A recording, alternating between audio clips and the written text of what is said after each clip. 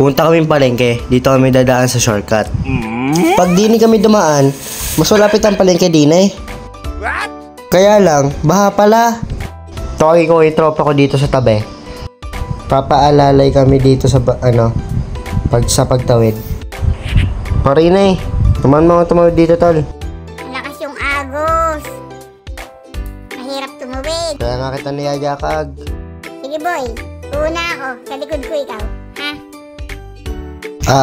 Lakas ng agos. Parang di kaya. Teka lang, tingnan natin. Dapat time yung paglakad dito para hindi madapa.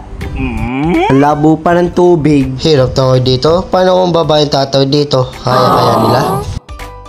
Di nila to kakayanin. Oh, lakas ng agos. Pre, kung tatawid dito crush mo, talaga tutulungan ko tayo hatid dyan sa kabila. Boy, wala naman akong crush. Wala pa, batang bata ko pa.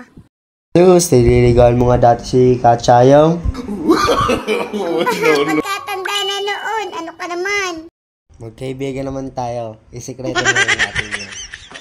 Sira ka, huy. Sige, tawid na tayo. Wakan mo nga total. Ito na rin yan. Ala nga, hindi na patuloy. Nasa na tayo.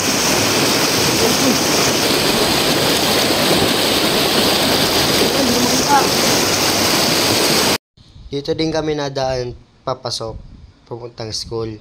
Kaso, dahil din sa mga flood control na yan, tingnan nyo naman nasira na yung dati namin magandang daanan dito. Sobrang hirap na talaga dito dumaan, pero shortcut talaga, kaya nagtsatsaga.